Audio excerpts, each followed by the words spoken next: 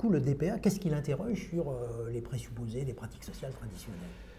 Une chose fondamentale, toutes les pratiques sont basées sur une expertise unilatérale, c'est-à-dire sur l'idée que moi, professionnel, parce que je suis professionnel, ou ce qui fait de moi un professionnel, c'est la capacité de savoir ce qui est bon pour toi, ou les groupes, ou la communauté, ou la collectivité.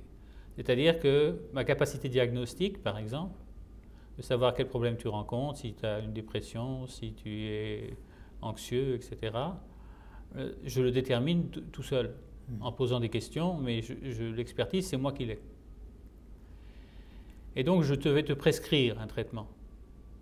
Ça peut être de participer à un groupe d'alcooliques anonymes, ça peut être de faire un stage de préformation à l'insertion professionnelle, etc. Je vais te proposer des choses sur la base de mon évaluation de la situation. Donc, il n'y a que moi qui possède l'expertise nécessaire pour trouver les solutions viables.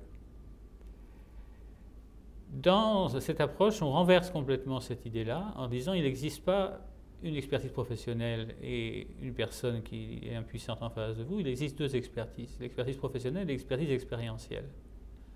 L'expertise expérientielle, c'est le fait qu'il n'y a que moi qui sais ce qui est bon pour moi, ce qui va marcher avec moi, ce qui va fonctionner avec moi. Ça n'est pas une expertise universelle, c'est-à-dire elle ne s'applique qu'à moi. Je ne sais pas ce qui est bon pour toi. Mais ce que je sais qui fonctionne pour moi, ça je le sais. Et ce que je sais qui ne fonctionne pas avec moi, ça je le sais. Et ça, dans l'approche qu'on utilise ici, c'est un ingrédient indispensable. C'est-à-dire que même si j'étais champion du monde ou prix Nobel de l'intervention, j'ai besoin que la personne valide avec son expérience la pertinence de ma compréhension de ce qu'elle vit et de la manière dont on peut trouver une solution. Donc la première chose que ça interroge dans les pratiques traditionnelles, c'est ce rapport unilatéral d'expertise. Maintenant, il y a un piège inverse.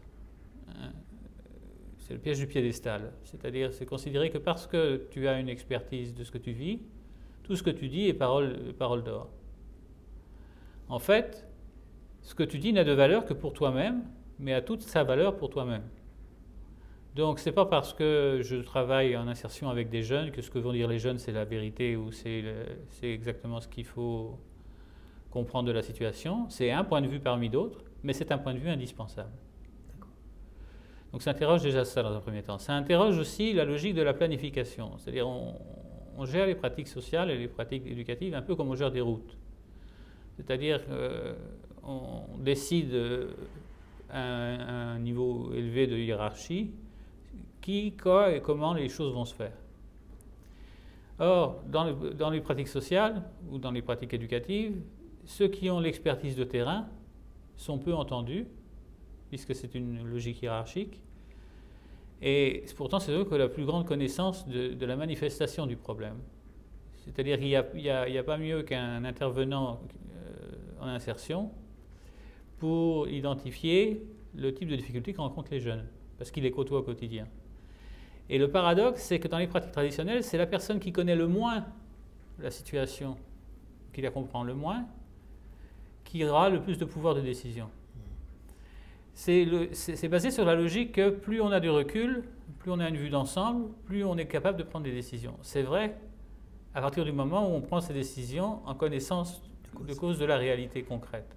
Or, très souvent, on va prendre des décisions à partir d'une conception de la réalité qui est une représentation abstraite, tellement, comme des courbes de tendance ou des pourcentages, qui est tellement abstraite qu'elle ne représente plus aucune réalité concrète. Et donc, je vais, sur la base de chiffres qui sont au mieux indicatifs, prendre des décisions qui vont avoir des incidences concrètes à partir d'une réalité que j'ignore. Donc, dans cette approche, on considère que tous les acteurs devraient être concernés, impliqués et concernés, on verra il y a une distinction entre les deux, dans la prise de décision ou dans le système de distribution des ressources. C'est-à-dire qu'il devrait y avoir un système de validation collective de la pertinence de l'orientation d'une politique, etc. Ou on peut partir du modèle actuel en disant on va faire des projets de politique, mais on va laisser le soin aux intervenants de l'ajuster en fonction du contexte. C'est-à-dire on va tenir compte de façon pragmatique et concrète de l'expertise de terrain, non pas dans la conception initiale parce qu'on veut garder cette logique de planification, mais dans sa mise en place. Et ça va tellement loin qu'il y a plusieurs auteurs qui ont mis en évidence ce qu'ils appellent le problème de traduction. C'est-à-dire ils partent du principe que les politiques sont bonnes, sont intelligentes, mais que quand on arrive sur le terrain, les intervenants les transforment, ce qui fait qu'elles sont plus efficaces. Et donc on voudrait que les intervenants deviennent des exécutants. Et là on renforce au contraire le côté planificateur et hiérarchique. Et là, la puissance hiérarchique fait en sorte que c'est la conception la plus abstraite et la plus décalée de la réalité Il y a le pouvoir qui va orienter les pratiques de gens qui sont dans des réalités complètement différentes de celles qu'on a anticipées. L'exemple le plus simple, c'est l'exemple du professeur d'université qui a toujours été un bon élève, qui va réfléchir sur le décrochage et qui va donner des conseils sur les décrocheurs.